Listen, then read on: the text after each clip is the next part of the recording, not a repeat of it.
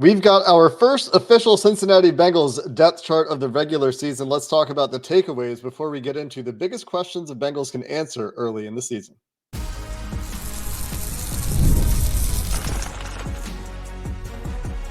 You are Locked On Bengals, your daily Cincinnati Bengals podcast.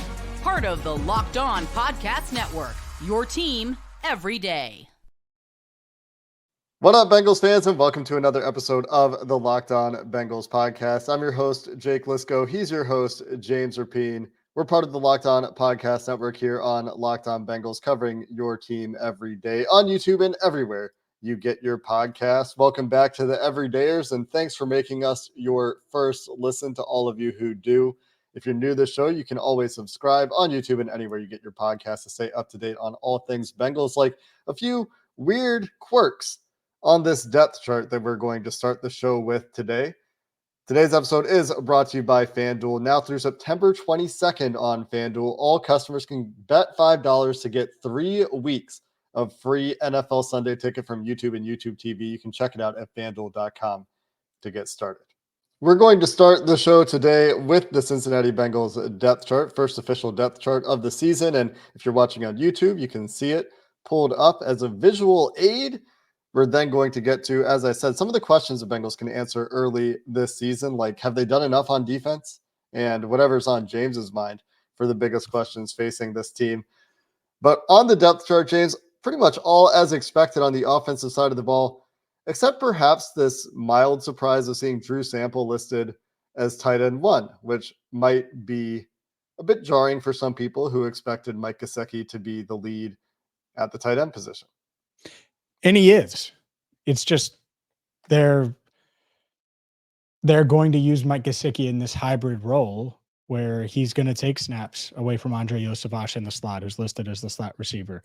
He's going to be on the field a decent amount with Drew Sample. And Drew Sample is their primary inline tight end. That we know. And so that's what this is. Mike Gesicki could very well outsnap Drew Sample on Sunday. It's probably going to be close, I would say, but that's all this is. It doesn't mean Mike isn't going to play a ton. It doesn't mean Drew Sample is going to run more routes than we're used to him running. It's not that at all. It's really the proof that depth charts are depth charts, but not every depth chart is created equal. And so on this one, as we look, tight end 2, in my mind, is past Sample and Gesicki. Those guys combined for the Bengals starting tight end. And then you look at Tanner Hudson, Eric All, and Tanner McLaughlin. So that's how I view it. But yeah, I get why people would be a little thrown off when they see Drew Sample as TE1.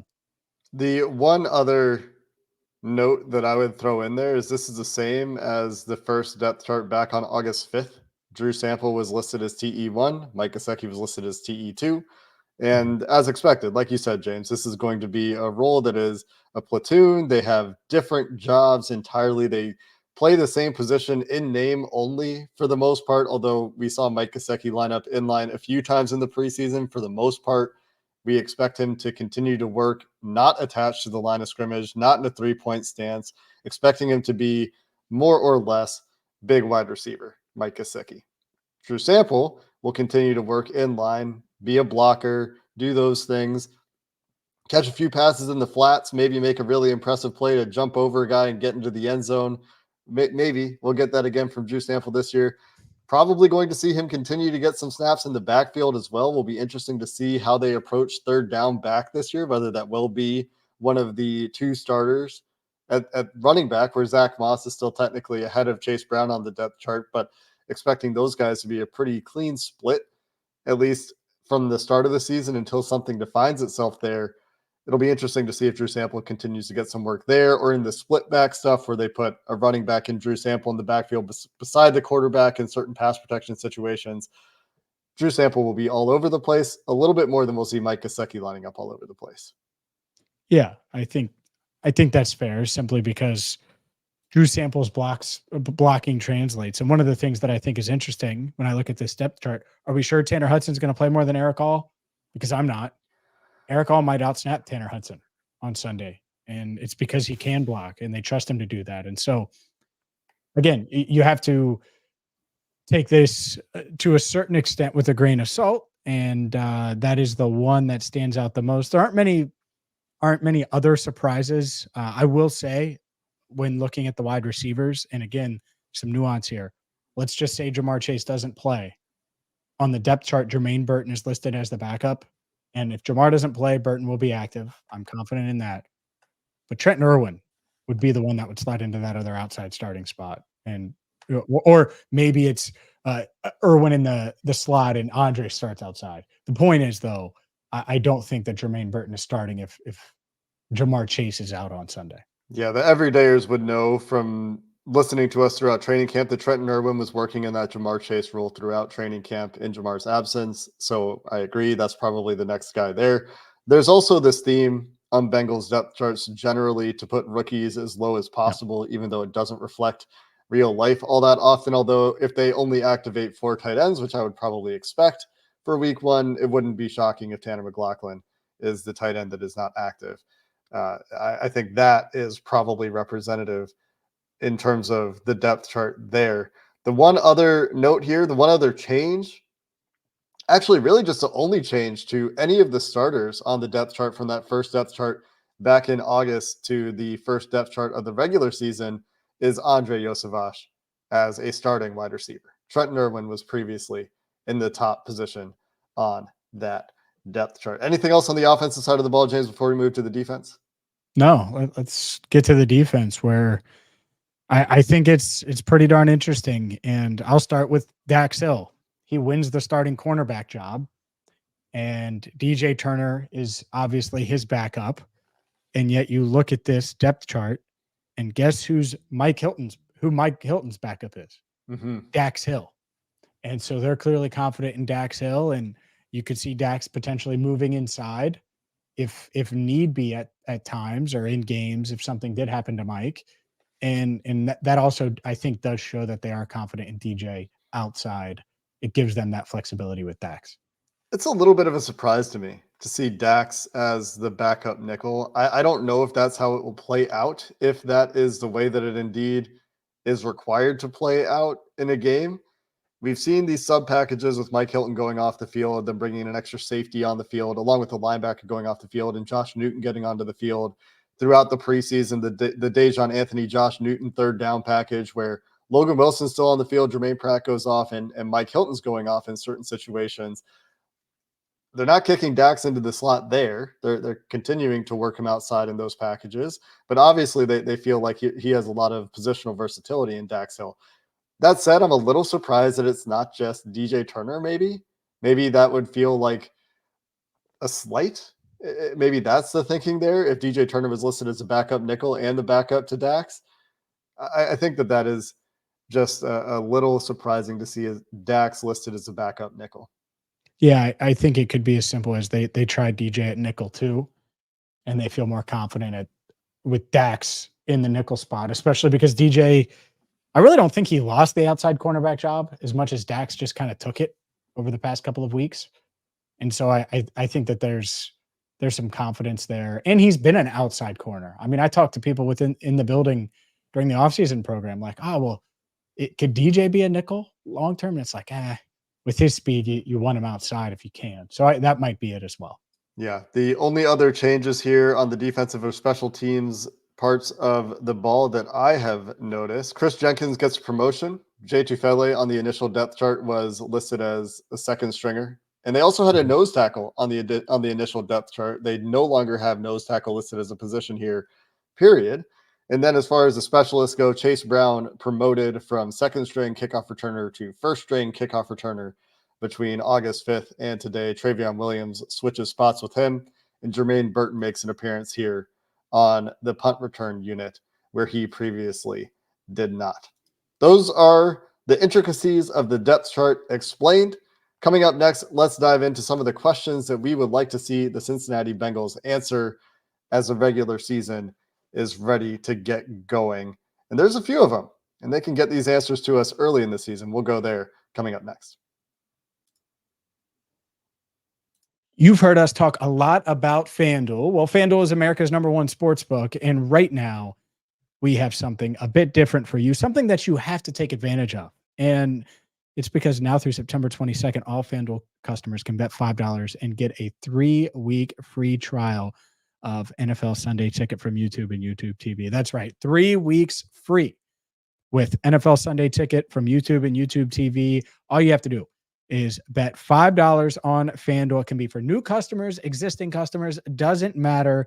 Then with a YouTube TV base plan, you'll be able to watch every single regular season Sunday afternoon out-of-market game.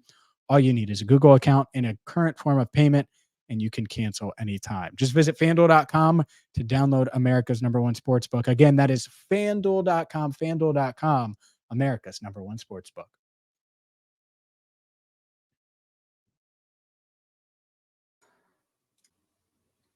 One point of clarification before we dive into those questions facing the Bengals early this season. Jermaine Burton does indeed appear as a punt returner on the depth chart, but just to clarify, he is listed as a third stringer there, not the first stringer. That is still Charlie Jones. So for those of you not watching on YouTube that did not have the visual aid, just wanted to clarify that note before we dive into the biggest questions we're looking for the Cincinnati Bengals to answer to start the season. And James, let's exclude Joe and Jamar for this conversation. We've talked about those a ton. If you're interested in our questions around Joe Burrow and Jamar Chase and those sorts of things, check like any episode for the last 7 days, essentially, where we're still waiting to see if Jamar's going to show up for practice on Wednesday, if they're going to get the deal done. Joe Burrow, can he sustain what we saw from him in training camp? All these things. Are we worried about the risk? We've answered those questions.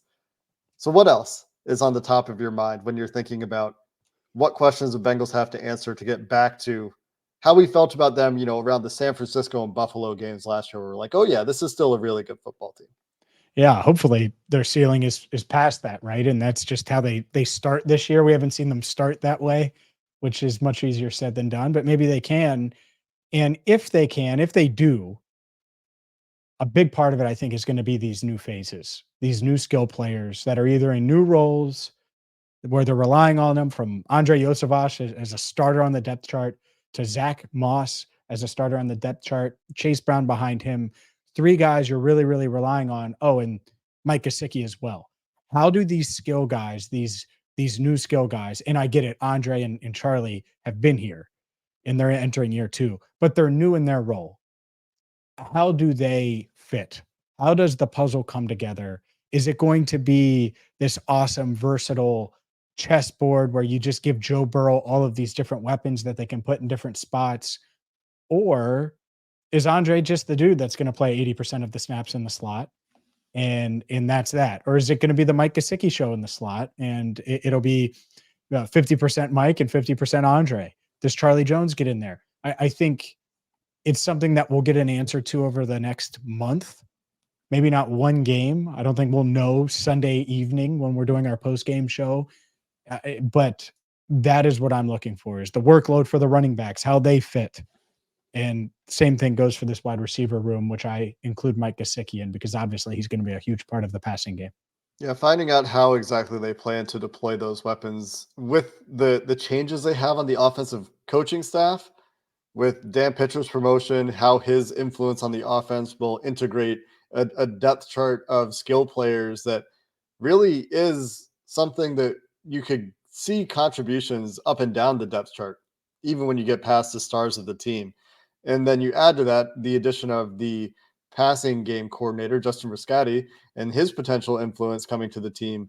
And combine that with the intention that we've seen from this team in the offseason for the last 2 years, before Joe Burrow's calf injury and this year, to get him on the move a little bit more, to get him under center a little bit more, to run more of the offense outside of the shotgun only. When you combine all of those elements with a depth chart that we think is quite versatile at those skill positions, where Chase Brown and Zach Moss have been described as interchangeable by head coach Zach Taylor, and they're going to have to figure out really where those strengths and weaknesses are, where they delineate the roles for those 2 guys when they think they can both do a little bit of everything. And you go along to the slot and how they're going to use the 5 tight ends on the roster, seeing how all the personnel comes together with the scheme evolution or changes, or the steps we thought they would take last year, or however you want to phrase it, come together. That will be something that I think we'll get an idea for early in the season. But obviously, with all of these things, it'll be evolution over the course of the year, how these guys get used. If somebody steps up and starts to take over a job, gets an opportunity to start one week and then runs with it, those sorts of things always can happen. And we also know that this is a coaching staff that is very game plan, opponent dependent on the offensive side of the ball. But one thing that we should notice right away is the implementation of the under center work that we've seen from them the last two off seasons, and how much we see that pre-snap motion, the motion at the snap. A huge uptick for the Bengals this preseason, and that could continue into the regular season as well. And so those are some answers that we could get pretty early on. Yeah, I agree. The scheme part, they tie perfectly together, because if Andre Yosevach shows he can be your Tyler Boyd or your Marvin Jones or your insert whatever comp you want to make, because I've heard a bunch of them, well, whether it's the late round Marvin Jones or the big slot Tyler Boyd, and hopefully it's a mixture of both, right? And it's the best of both worlds. I think that changes things, as would if Andre, and he had a couple drops at the end of camp. I still think he's been pretty steady, has the trust of the staff and certainly of Joe Burrow. But something to pay attention to, because I think the offense looks different if it's Charlie Jones, like a traditional slot and traditional build at slot in there, or if you're kicking Chase in there more often, or if Jermaine Burton suddenly emerges, but it doesn't feel like that's going to happen this week, certainly in early in the season. And so you combine that with how often are they wanting to go under center, knowing that they have a guy in Chase Brown who I think is very comfortable rushing, certainly shotgun, but under center as well. And then you have a guy in Zach Moss who has thrived in the shotgun runs. And I think that's a big reason why they brought him in, listed as first on the depth chart. I think you'll see some of it, Jake. I don't think it's going to be a ton. I still think that they're going to be that team that is in shotgun a lot. Not always, because we've seen it a lot in camp, especially early on. I think they wanted to get Joe comfortable there. And it's just having that dynamic to go to in the middle of the third quarter at Arrowhead when you need to lean on it.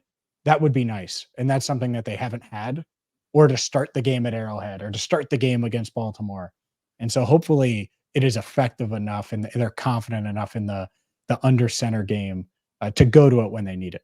Yeah, I think that's part of it, is the comfortability and the experience in it. And it's not that they have to major in it, right? It's not going to be the dominant set for this offense, but can they get to it when they want to get to it? And can they get effective results from it, both on the ground and in the play action passing game? Because you listen to national media or non-Bengals specific podcasts talk about Joe Burrow, a constant criticism that you often hear is he's got to be more comfortable with the easy buttons. For other quarterbacks, the easy buttons are some of the play action stuff. But if he doesn't want to turn his back to the line of scrimmage, this narrative has really taken off that is something that is ineffective and something that Joe Burrow is uncomfortable with. And the results kind of bear that out statistically. Like, he is not one of the quarterbacks that has benefited massively from the under center play action game.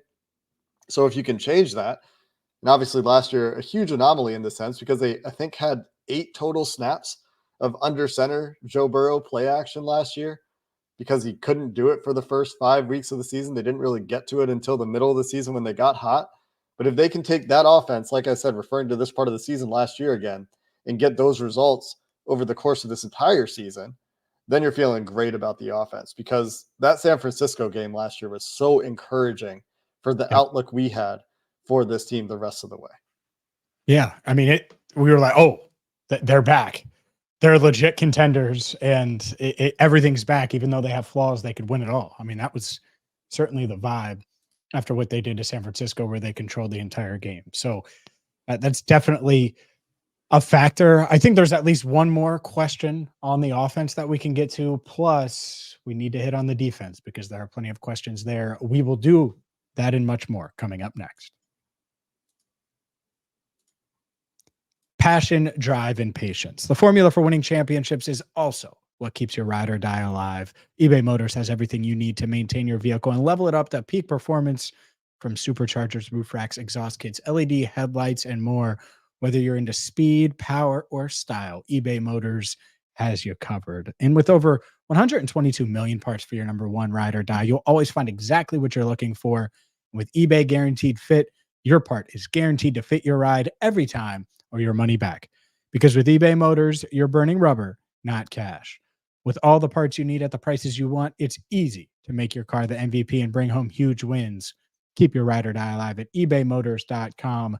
Eligible items only. Exclusions apply. eBay Guaranteed Fit only available to U.S. customers. You're right. At least one more question on the offensive side of the ball. Notice we haven't talked about the offensive line very much in the lead up to the season. And I'm not sure if this is what your question was, but I do think I'm interested to see how this offensive line performs early in the season. If we see a step from Cordell Volson at left guard, where he is now entrenched and getting close to extension time in terms of his career trajectory, and then what's going on at right tackle on the right side with Trent Brown and where we get Amarius Mims involved. Those are some questions on the offensive line. Just seeing how they gel. It's not as big of a question as it's been in the past, but it's still one that's in the back of my mind just because of what the history has been for Joe Burrow in Cincinnati. Yeah, of course. That's a huge question, literally and figuratively. Literally because you have some huge guys that you're banking on. Orlando Brown is hoping to bounce back after a year that I think he wasn't happy with how he performed, and he played through a groin injury, but he wants to play at a much higher level this year. Cordell Volson, you mentioned it, has a lot on the line. Really could play himself into an extension with a good year this year. Ted Karras, steady, sign that extension, but you still want to see him continue to do what he did, especially middle and end of last year. I felt like he was able to get it done. And then the right side, I think it's two question marks. And it's question marks, one for Alex Kappa. Thought he had an up and down camp, was really dealing with BJ Hill a lot. And that was a tough matchup for him. But who knows? Maybe that makes him that much better. But I do think he was unsatisfied, much like Orlando, with an up and down 2023. So this is a chance for him to bounce back. And then obviously the big question mark at right tackle. And I don't think I think Trent Brown should be a good right tackle, and I'm confident in that, but I haven't really seen it yet. And so it's one of those things where I look at all the metrics from last year and how he's played throughout his career, and it's an ideal fit. But it's not like he took a ton of reps in training camp. Amarius Mims not starting this week. We know that. So Trent Brown, that's the question mark for me. And then if he does play at a high level, how long does he keep that starting job because of health or otherwise? I think that's the other question mark at right tackle with Amarius Mims. The camp he had, the preseason he got off to, that start, I think if he stays healthy, there's a chance he just wins that starting job outright. And instead now we're kind of in limbo, I think, at right tackle a bit. And I think unfairly, there's an injury-prone label on Amarius Mims early in his career. I get it. He was hurt last year. He got hurt in training camp, but let's give the guy a little bit more of a chance before we slap that label on him. Meanwhile, Trent Brown and Orlando Brown as your tackles are two very, very large humans, like you said, James, but potentially both vulnerable to the same kind of pass rushers and speed. And so where they lose might be very quickly at times when they don't time up a snap count as well as the opposing defensive and defensive end gets a really good jump and can get around the edge before they can get into their pass sets. Mm-hmm. That's where you have a little bit of concern about both of those guys. We'll see how that plays out early in the season. I'm not tremendously worried about the edge rushers the Bengals are facing to start the year for the most part. So it's not like the same kind of gauntlet that they'll get later in the year when they get into their AFC North schedule. So that is one thing I think going in their favor. Chris Jones, of course, in week 2 with Kansas City, but not a ton of premier edge rushers early in the season for the Bengals. I also have some questions about how the Bengals will use their tight ends, but we'll find out about that pretty quickly and how much 12 personnel they use. They kept 5 tight ends for the first time that we can remember. And so is there a plan to use those guys more? That's a question that we'll probably get some answers to early on as well. But a bigger question on the defensive side of the ball is how they stand up against opposing running games. Because while this is a defense, and Lou Anarumo has made clear his desire to be a good passing defense and get after the passer and have solid players in the secondary with good communication, how far can that communication go in helping the Bengals defend the run? Because as Mike Santagata, shout out Mike Santagata, friend of the show, has pointed out on Twitter in a conversation today, your pass rush on 3rd and 2 is a lot different from your pass rush on 3rd and 8. So getting to those 3rd and 8s to let your pass defense that you've made go to work is relying on your run defense on early down sometimes. And without DJ Reader, obviously, you've got a new look defense up front that will need to get it done. Yeah, it's the biggest question of the team, right? I mean, it's one thing to be like, oh, well, Trent Brown's dealt with injuries. Yeah, but there's a track record here of him being healthy, and when he is healthy, he's playing at a pretty high level. I would say that about DJ Reader, right? Now a better version, but you lose that, and there's just this gaping hole. There's no obvious guy that they brought in that's going to fill that void. And it might not matter. Maybe the pass rush is good enough. Maybe the linebackers pick up some of the slack. Maybe they're so good in the secondary that everything comes together. And maybe the offense is dropping 30 plus, so you can't run it on them all day. But there's a question there. And so BJ Hill, I think, will be the nose tackle, even though he's not listed that way, will play that role some. And then after that, I think you're going to be banking on a variety of guys, and we'll see how it works. Obviously, McKinley Jackson on injured reserve, going to miss at least 4 games. It's a bummer because you were hoping that he would be one of these rookies that was trending up coming into this week, and that you felt pretty darn good about, much like Chris Jenkins, how he just get better and better each week. I was hoping McKinley Jackson would have that type of ascension, even maybe more so, because it's that nose tackle body that you're looking for. So we'll see. But I think it is the biggest question on the team. And you better believe, looking ahead to Sunday, I'm sure the Patriots are thinking all about how they're going to get the ball to Ramondre Stevenson and get the ball to their running backs in hopes of slowing the game down, keeping the ball out of Burrow's hands. I mean, when you have the offense that the Patriots have, I think that's your only shot. So the Bengals should be tested here early in the season in their run defense. And the interesting thing to me is what DJ Reader allowed them to do was to continue to play nickel quite often and still be decent defending the run when DJ was on the field. Obviously, everyone's seen the DJ Reader on-off splits, and this year it's going to be a permanent off split for this Bengals defense in defending the run. So it needs to be better than it was the last couple of years when DJ Reader was not on the field. And it's going to have to look different too. I don't know if the Bengals will continue to be able to live with DJ Reader taking a bunch of stress off of the back 7, or if they'll need to go a little bit heavier at times. We saw them try to compensate for DJ Reader's absence, of course, down the stretch last year. I'm sure some of those tactics have some good lessons learned for Lou Anarumo and this defensive staff, but they went heavy, of course, in the secondary with at safety, not in the secondary. They have the normal number of secondary players with 10 of them, but heavy at safety. So they'll have to find roles for those guys, and a lot of pressure, I think, on this defensive front that was banged up. They lost a couple of defensive ends for short-term and for long-term in Miles Murphy and Cam Sample in the preseason. We'll see if KJ Henry can contribute, if Cedric Johnson can contribute, how much they're going to rely on Sam Hubbard, Trey Hendrickson, and Joseph Osai early in the year.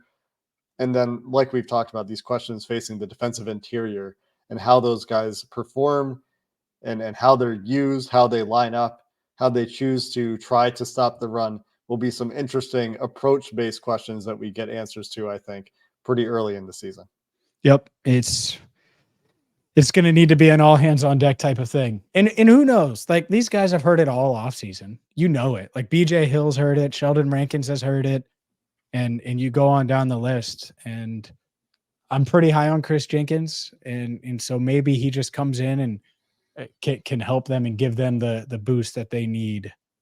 But on those short yardage downs, when you need the beef, do they have the beef? Do they have enough sand in their pocket? Whatever you want to say, whatever phrase you want to use, I think teams, every week are going to test them, and they have a lot of these teams that they're facing early have a solid running game outside of a couple teams, but have a solid running game at least on paper. So we'll see if they can hold up. But that's a huge question. I think that Dak's kind of answered some of those questions. Certainly the safety room you feel much more confident in, but the one question, the pass rush should be better, but the one question is that run defense. And by the way, we didn't see much of Sam Hubbard throughout training camp. He's a huge part of it. And I still wonder. I still wonder if moving him inside at times would make sense, especially with Miles Murphy now out. But we'll see. We'll see if they do that at all this year. Well, and even if they do, that's more of a pass rush thing to me. You don't want to get smaller necessarily by moving Sam Hubbard inside on rushing downs. And he's so good at defending the edge and run defense, but it will be interesting to see if they get to that this year, because it is something that at some point in the offseason we thought they were more open to than they have been in years past. Sure, but but I just mean if you do that, then maybe you go BJ Hill and Chris Jenkins and they're fresher that way, or whatever rotation. It's tough because I don't think anybody's expecting anything out of Zach Carter. And I don't mean that to be mean to Zach, but it's almost like, except maybe the Bengals defense, right? They may be thinking that he's going to contribute, but it's building around that almost in my mind, and figuring out a way, if he doesn't give you much, on how to piece it together. They still feel 3 deep at defensive tackle. Yeah. Like it's not the rosiest picture there, and they will need to overcome that early in the season. And whether or not they do, I think will have a pretty big impact on this defense. And maybe this communication stuff that the coaching staff keeps talking about, the players keeps talking about with the return of Von Bell, goes a longer way than we think it might in covering up some of these issues. But we will get these answers, like I said, early in the season. I think that we're pretty optimistic about the Cincinnati Bengals offense this year, even though we spend a lot of time talking about how it's going to look and the offensive line, because you can't talk about a Cincinnati Bengals season without talking about the offensive line. But the biggest question, I agree with you, James, it's that defensive side of the ball, and if they can hold up their end of the bargain. Because there's a fair question last year that is, even if Joe Burrow was healthy to finish the season, could the defense have done enough to make them a viable playoff contender?